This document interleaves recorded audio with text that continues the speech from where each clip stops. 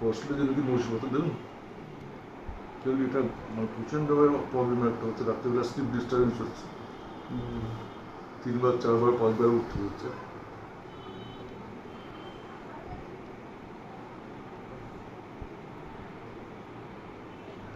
সবচেয়ে কথা আমাদের ফিভারের আগে এসব প্রবলেম কিছু ছিল না, অপারেশনের কোনো প্রবলেম ছিল না।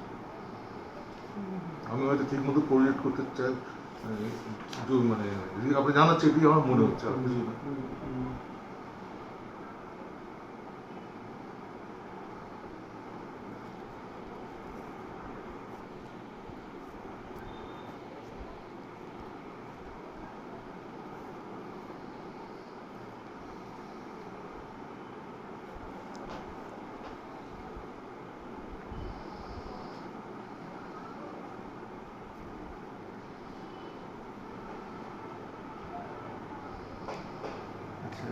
যে ইস্যুসগুলো আছে, একটা তো হচ্ছে যে একটা রিসেন্টলি একটা ডায়াবেটিস ধরা পড়েছে। ডায়াবেটিসের জন্য আমরা প্রথমে একটা মাইল্ড ওষুধ দিয়েছিলাম, তাতে একটু ফাস্টিং সুগারটা কমেছে, আর একটু কমা দরকার, মিষ্টি জাতীয় খাবার অ্যাভয়েড করুন, ক্যালোরি রেস্ট্রিক্ট করা দরকার 1400 ক্যালোরি। সেটা হচ্ছে 1 নম্বর। 2 নম্বর হচ্ছে যে তোমার অনেক দিনের স্মোকিং এর জন্য একটা সিওপিডি ডেভেলপ করেছে এবং লাংসে একটা ছোট নোডিউলও আছে। এখন এই নোডিউলটা সাইজে বড় হচ্ছে কিনা, 1 মাসের মধ্যে দেখাচ্ছে বড় হয়েছে, সেটার জন্য সেটা তো এই ব্যাপারটা ডক্টর সুরেশকে দেখিয়েছেন। এই যে এখন অবধি আজকে জাস্ট রিপোর্টগুলো সব পেয়েছে, আপনার কাছে ফার্স্ট এসেছে। এই না, এই যে এই যে সিটি স্ক্যানের রিপোর্টটা না এখনো দেখানো হয় না স্যার। তো ডক্টর সুরেশকে একটু দেখাবেন, কারণ এই ধরনের নোডুল যদি সাইজ বড় হয় তাহলে, এবং যদি একটু লো গ্রেড ফিভারও থাকে, তাহলে কারোর একটু ব্রঙ্কোস্কোপির দরকার লাগে। আচ্ছা স্যার, জাস্ট একটু যখন পয়েন্টটা উঠছে স্যার জিজ্ঞেস করলি স্যার, লিখে দিচ্ছি ব্রঙ্কোস্কোপি কনসাল্ট ডক্টর সুরেশ। ওকে এটা কি স্যার ক্যান্সারের সাথে কোনোভাবে কি এখনো রিলেশন হচ্ছে? দেখতে হয় যে যদি নোডিউল বড় হয়, তো তখন একটা ব্রঙ্কোস্কোপি করে দেখে নেওয়া উচিত, এবং তখন একটা ব্রঙ্কোঅ্যালভিওলার লাভাজ ওখানকার জলীয় পদার্থটাকে বার করে মাইক্রোস্কোপের তলায় দেখা হয়। ব্রঙ্কোস্কোপি করলে বুঝতে পারা যাবে? হ্যাঁ, ব্রঙ্কোস্কোপি করে দেখা যায় যে কার্সিনোমা কিনা বুঝতে পারা যাবে। হ্যাঁ, ব্রঙ্কোস্কোপি করে যদি ওখানে একটা বড় নোডিউল থাকে, সেই নোডিউলের চারিপাশের জায়গা থেকে জলীয় পদার্থ বার করে দেখতে হয়। না, সেটা বায়োপসি না, সেটা জলীয় পদার্থটাকে দেখতে হয়, সেখানে অন্য কোনো জীবাণু আছে কিনা দেখার উদ্দেশ্য। আর নোডুল থেকে একটা ছোট্ট বায়োপসি নেওয়া হয়, বায়োপসিটা মাইক্রোস্কোপের তলায় দেখলে তখন বোঝা যায়। দুটো স্যার একই সাথে হয়, বায়োপসি আর এটা একই সাথে হয়, ব্রঙ্কোস্কোপির সাথেই করে দেয়। আচ্ছা। সুতরাং এটা আমার মনে হয় যে মানে একদম লেম্যান কথা থেকে বলছি, লাংসের মধ্যে নিডল ঢুকিয়ে এটাকে অ্যাসপিরেশন করে। হ্যাঁ, মানে নিডল ঢুকায় না, একটা নল ঢুকিয়ে দেয়। আমাদের যে শ্বাস প্রশ্বাসের যে নলটা, নালীটা আছে বা টিউবটা আছে, ওই টিউবের মধ্যে দিয়ে এরকম একটা জিনিস চলে যায়। তো সেটা পালমোনোলজিস্টরা করে, এবং তারপরে ওটা ক্যামেরাতে ছবি ওঠে। ছবি উঠলে দেখতে পাওয়া যায় যে ওখানে কোনো সিগনিফিকেন্ট কিছু নোডুল আছে কিনা। যদি নোডুল থাকে সেটা বিনাইন না ম্যালিগন্যান্ট দেখে নেওয়া উচিত। তো সেইটা ওরা দেখেও কিছুটা বুঝতে পারে, দরকার হলে ওখানে একটা বায়োপসি নিতে হয়। ঠিক আছে, এটা কি লাং বায়োপসি বলে? এটা কি লাং বায়োপসি বলে? না, লাং বায়োপসি এটা হচ্ছে, এটা আমি যেটা জানি এটা নয়। হ্যাঁ, লাংসের একটা পোরশনের বায়োপসি, লাংসের তো অনেকগুলো পোরশন হয়, তো সেটা ওই জায়গায় যদি কোনো সিগনিফিকেন্ট কিছু থাকে তখনই বায়োপসি নেওয়ার প্রশ্ন ওঠে। যদি সিগনিফিকেন্ট কিছু না থাকে কিছু করার দরকার লাগে না। কিন্তু যেহেতু একটা নোডুল আছে, সুতরাং এটা আগে ব্রঙ্কিওস্কোপি দরকার। সেকেন্ড পয়েন্ট হচ্ছে, আপনার যে একটা লো গ্রেড ফিভার হচ্ছে, তার সাথে এই নোডুলটা রিলেটেডও হতে পারে, আনরিলেটেডও থাকতে পারে। এখন দুটো জিনিস দেখাচ্ছে এই জ্বরের পরিপ্রেক্ষিতে। 1 নম্বর হচ্ছে যে আপনার একটা নতুন ডায়াবেটিস ধরা পড়েছে, ডায়াবেটিক ইন্ডিভিজুয়ালসদের ইনফেকশনের প্রবণতা বেশি থাকে। তাতে একটা টাইফাস জাতীয় জীবাণু, সেটা পজিটিভ এসছে। একটা টেস্টে পজিটিভ এসছে, আর একটা টেস্টে পজিটিভ আসেনি, কিন্তু একটা টেস্টে ওটা পজিটিভ আছে। সেটাকে বলে অ্যাটিপিক্যাল অর্গানিজম। অ্যাটিপিক্যাল অর্গানিজমের ওষুধ হচ্ছে মিনোজ বলে এই ওষুধটা। আচ্ছা, মিনোজটা দিনে 2 করে 2 সপ্তাহ কন্টিনিউয়াসলি। আচ্ছা, অলরেডি 5-6 দিন হয়ে গেছে। 5-6 দিন হয়েছে, total of 2 weeks, up to 2 weeks continue করতে হয়। মিনোজটা কন্টিনিউ করতে হয়। ওকে আর ফ্যারোনিমটাও আরো টোটাল অফ 2 উইকস কন্টিনিউ করবে। টোটাল তাহলে দুটো সপ্তাহ করে কন্টিনিউ করছে। কন্টিনিউ করার পরে আমাদের রিইভ্যালুয়েট করতে হয় যে আমাদের জ্বরটা কিরকম থাকছে। আচ্ছা আর সেই সময় আর তার সুগারটাও ফাস্টিং পিপিটা দেখে নেওয়া উচিত। আর সেই সময় একটা ইএসআর আর সিআরপিও দেখে এটা নেওয়া করে নেবো, উচিত। হ্যাঁ পুরো কোর্স কমপ্লিট হয়ে গেলে একটা এগুলো আর এই যে সিরিয়াল আপনার টেস্টগুলো হয়েছে গত বেশ কয়েক মাস ধরে, তাতেই একটা ইএসআর বলে একটা জিনিস খুব হাই থাকছে, মাঝে মাঝে আচ্ছা। 100-র উপরে থাকছে। আচ্ছা 100-র উপরে ইএসআর মানে হয় কোনো Infection. ক্রনিক ইনফেকশনস আমরা হারবার করছি বা রক্তের কোনো সমস্যা আমরা হারবার করছি। আচ্ছা এখন ক্রনিক ইনফেকশনসের তো ট্রিটমেন্ট আমরা দিচ্ছি, রক্তের কোনো সমস্যার জন্য ওটা সেরাম প্রোটিন ইলেকট্রোফোরেসিস একটা করে নেওয়া উচিত। এটা আচ্ছা। এইগুলো কোর্স শেষ হয়ে পরেই করবেন, ঠিক আছে? আচ্ছা। অ্যান্টিবায়োটিক কোর্স কমপ্লিট হওয়ার হ্যাঁ পর। হ্যাঁ, ফ্যারোনিম এবং বিনোজ এই দুটো 2 সপ্তাহ কমপ্লিট করার পরেই এই ব্লাডের এগুলো করে নেওয়া উচিত। আর আচ্ছা। কালকে যেটা করবেন সেটা হচ্ছে ইউরিনের একটা রুটিন এক্সামিনেশন এবং কালচার একবার রিপিট করবেন, কারণ ইউরিনে দেখা যাচ্ছে যে কিছু জায়গায় কিছু ব্লাড রয়েছে। হ্যাঁ, আচ্ছা এখন ইউরিনে যদি ব্লাড থাকে, এটা অনেক সময় প্রস্টেটের জন্য হয়, প্রস্টেটের জন্য আমি ওষুধও দিচ্ছি এবং প্রস্টেট যাদের বড় থাকে তাদের ইউরিনারি ট্র্যাক্ট ইনফেকশনের প্রবণতা থাকে, তার জন্য আচ্ছা। অ্যান্টিবায়োটিকগুলি অলরেডি পাচ্ছেন। তাহলেও ইউরিন কালচার করে দেখা উচিত এই জ্বরের পরিপ্রেক্ষিতে কোনো কালচারে কোনো জীবাণু বা অর্গানিজম কিছু গ্রো করছে কিনা। তো ইউরিনের কালচারটা কালকেই দিয়ে দেবেন স্যাম্পলটা। ঠিক আছে। আর ইন দ্য মিন টাইম ইউরিনের কালচারটা আসার পরে এবং প্রস্টেটের এই ব্যাপারটার জন্য আমি প্রস্টেটের ওষুধ দিচ্ছি, কিন্তু একজন ইউরোলজিস্টেরও পরামর্শ নিয়ে নেবেন ভবিষ্যতে। ঠিক আছে।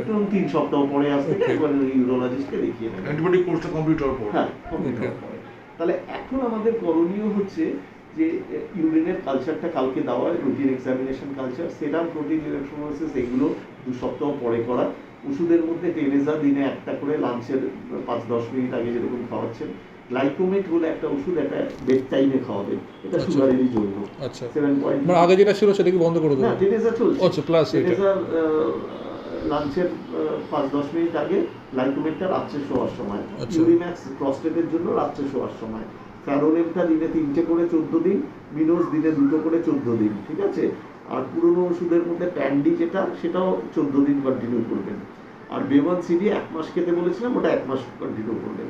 ঠিক আর আছে। ডক্টর সুরেশকে এটা দেখাবেন, ওই সিরিয়াল ইয়েটা। ওকে আর আমার একটা ওপিনিয়ন যেটা দেওয়া আছে এটা ওটাকে একবার দেখিয়ে এটা কতদিন পর দেবো ডক্টর সুরেশ? ডক্টর সুরেশকে আপনি 10 দিন পরে দেখান। 10 দিন ইন দ্য পরে। মিন টাইম এই ওষুধগুলো কমপ্লিটেড হয়ে অ্যান্টিবায়োটিক কমপ্লিট করে তারপর স্যার। কমপ্লিট করে তারপরে মানে আগে অলরেডি তো আপনি এগুলো 5 দিন খেয়েছেন, হুম, হুম। আমি টোটাল 14 দিন খেতে বলছি। তার মানে আরো 9 দিন মতো ইয়ে করবে, তারপরে ডক্টর সুরেশকে দেখাবেন। ঠিক আছে? ঠিক আছে স্যার। স্যার আমি কিছু প্রশ্ন লিখে এনেছি, হ্যাঁ, জাস্ট বলুন। আপনাকে বলছি। স্যার সিআরপিটা তো আপনি বলছি ইনফেকশনের জন্য 1 নম্বর। আর স্যার ডি ডি ডাইমার বলে একটা ওটা- জিনিস ওটা blood clot এর ব্যাপারটা। হাই রয়েছে। হ্যাঁ, ডি ডাইমারের যেটা হচ্ছে যে কোনো রক্তের সমস্যায় ডি ডাইমার বাড়ে, ইনফেকশনেও ডি ডাইমার বাড়ে। আচ্ছা ব্লাড ক্লটের জন্য শুধু নয়? ব্লাড ডি ডাইমার কি বলে হচ্ছে একটা ডিআইসি বলে একটা সমস্যা, কিন্তু আচ্ছা। সেখানে ইনফেকশন আগে রুল আউট করতে হয়। আচ্ছা এখন ডি ডাইমার এতটা হাই থাকলে ডি ডাইমার ফিউচারে আরেকবার দেখে নিতে হয়। হ্যাঁ, আচ্ছা তো সেটা আমরা এই টেস্টের মধ্যে রিপিট করব। ওকে ঠিক আছে? আর ডি ডাইমার মিনস যে খুব ইনফেকশনস কিছু থাকে এবং রক্তের কিছু সমস্যা, তাই জন্যই সেরাম প্রোটিন ইলেকট্রোফোরেসিস যেটা করতে দিলাম সেটাই এটা আমি কালকে করবো তাই তো নাকি? হ্যাঁ, এইগুলো হচ্ছে সব আচ্ছা যখন একসাথে এক সপ্তাহ পরে। হ্যাঁ, ওকে ঠিক আছে? কালকে শুধুমাত্র ইউরিন টেস্ট। হ্যাঁ, কালকে হচ্ছে শুধু ইউরিন টেস্ট। হ্যাঁ, আর কি Okay. প্রশ্ন আছে? আর স্যার ওই স্যার রিকেটসিটাল বা সিএল ইনফেকশন ওটা কি স্যার?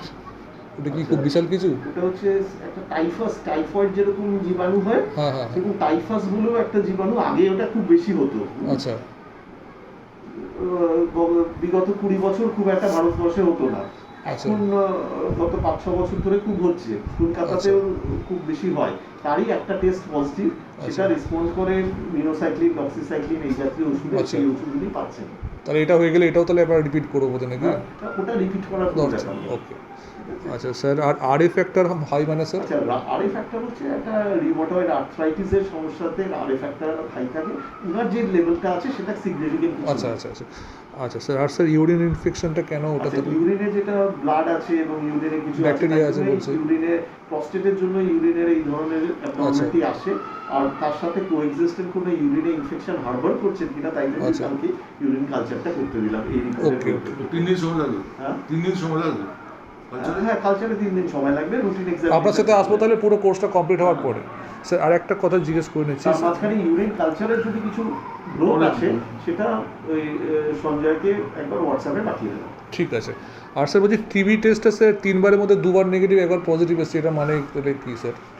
টিবি টেস্টটা 2 বারে 3 বারের মধ্যে একবার পজিটিভ 2 বার নেগেটিভ এসেছে, ঠিক আছে, ওই ইনকনক্লুসিভ। হ্যাঁ ওটাই কনক্লুসিভ কিছু না, ওটা যে নেগেটিভ ভ্যালুস যেটা আছে এক্ষুনি টিভির কোনো Symptom লক্ষণ নেই। কিছু পাওয়া আচ্ছা, যাচ্ছে না। এরকম ইয়েতে যেটা করা হয় সেটা হচ্ছে যে যদি দেখা যায় যে তারপরেও জ্বর পারসিস্ট করে, তখন এই যে যেখানে অপারেশন হয়েছে, যে কোমরের যে সমস্যাটা আছে সেইখানে একটা এমআরআই লাম্বোসিক্যাল স্পাইন Sir- করে ওখানে কোনো টিবির জীবাণু আছে কিনা দেখতে পায়। সেটা হচ্ছে Okay. ফিউচারে যদি টেম্পারেচারটা Control করে। পারসিস্ট করে আজ থেকে 1 মাস পরে তখন। আচ্ছা তাই স্যার আরেকটা প্রশ্ন, তাহলে ওনার তো অ্যাকচুয়ালি তো মানে মেটাল বসেছে, তো এমআরআই করা যায় কলকাতায়, এরকম কোনো মেশিন আছে? মেটালিক প্রসথেসিস বসানো আছে। হ্যাঁ, আচ্ছা, টাইটানিয়ামে। টাইটানিয়ামের। আচ্ছা এটা আপনার যিনি সার্জন করেছেন আর কি, হ্যাঁ। তাকে তার সাথে কনসাল্ট কথা করে বলতে করতে হবে। ওকে, মানে যে মেটেরিয়ালটা দেওয়া Yes, আছে yes. সেটা এমআরআই মানে কোম্পানি আমরা একদম ফরেন ইমপ্ল্যান্টই একদম মানে করিয়েছিলাম। সেটা ওর কথা বলতে হবে। ওকে, সেটা আমরা ওনাকে জিজ্ঞেস করে নেবো সেটা।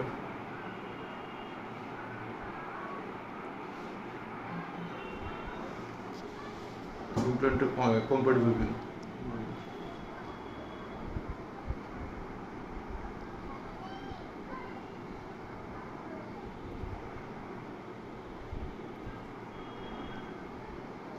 ঠিক আছে। স্যার আরেকটা প্রশ্ন, হ্যাঁ ইনফ্যাক্ট দেখুন আমি তো হ্যাঁ। জিজ্ঞেস করি, প্রশ্ন একটু জিজ্ঞেস করছি আপনাকে। হ্যাঁ। বলছি স্যার ইনফ্যাক্ট যদি এটা লাং ক্যান্সার হয়ে থাকে তার এফেক্টে কি এইসব এগুলো সিনড্রোম হতে পারে নাকি? তার এফেক্টে জ্বরটা থাকতে পারে। তার এফেক্টে জ্বর থাকতে পারে, আর এইসব বাকি যে সিনড্রোমগুলো সেগুলো কি তার এফেক্টেই হতে পারে স্যার, জ্বর ছাড়া? ডায়াবেটিসের সাথে তার কোনো সম্বন্ধ নেই, আচ্ছা। ইউরিনেরও কোনো সম্বন্ধ নেই। ইউরিনের কোনো সম্পর্ক নেই? আচ্ছা লাংসের সাথে ইউরিন বা ডায়াবেটিসের কোনো সম্পর্ক নেই। আচ্ছা, শুধুমাত্র জ্বরের সম্পর্ক থাকতে পারে। Okay sir. আর স্যার হচ্ছে স্যার এটা কি মানে ওনার হালকা যদি কোভিড হয়ে থাকে কোনো সময়, ধরুন সেই সময় টেস্ট করিনি, তার কি আফটার এফেক্ট হতে পারে? কারণ স্যার খবরে না খুব পাচ্ছি তো। মানে কোভিড তো আপনি রিসেন্টলি করিয়েছেন না? রিসেন্টলি তো নেগেটিভ, মানে হয়তো কোনো কালে হয়ে গেছে, কোনো সিনড্রোম হয়নি, হয়তো হয়ে গেছে বাড়িতে। কিন্তু সেরকম কোভিডের কোনো After effect যেগুলো সিটি স্ক্যানে সেরকম কোনো লক্ষণ নেই। আচ্ছা স্যার, এইসব ব্ল্যাক ফাঙ্গাস তো এইসব বলছে, ফাঙ্গাল ইনফেকশনের কোনো ব্যাপার নেই এটা? এখানে সাথে ব্ল্যাক ফাঙ্গাসের মানে কোনো ফাঙ্গাল ইনফেকশনের ব্যাপার নেই? আচ্ছা ব্ল্যাক ফাঙ্গাস মুখে হয়, সেটা জায়গাটা কালো হয়ে যায়। অবস্থা করে। আচ্ছা, মানে কোনো ফাঙ্গাল ইনফেকশনের কোনো ব্যাপার নেই ওই রকম? এই ধরুন এইখানে কোনো ব্ল্যাক ফাঙ্গাস যেটা বলছে আচ্ছা।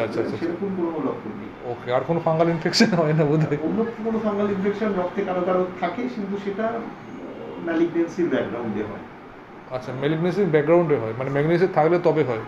ম্যালিগনেন্সির ব্যাকগ্রাউন্ডে সাধারণত হয় আর কি। আচ্ছা।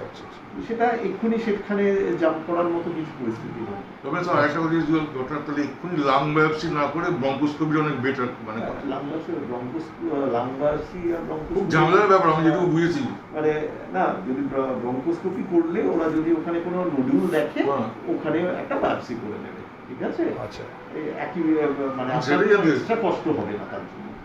আচ্ছা ও অজ্ঞান করে পরিষ্কার করে বড় চামচ দিয়ে ঢুকি, খুব অস্বস্তিকর। না সেটা তো পরবর্তীকালে এটা সেটা ডক্টর সুরেশ ভালো করে। আচ্ছা, ঠিক আছে স্যার। ঠিক আছে, আমি তাহলে এই কোর্সটা তাহলে 2 সপ্তাহ কমপ্লিট করে ইউরিন টেস্টটা নিয়ে স্যার আসছি তাহলে। ঠিক আছে।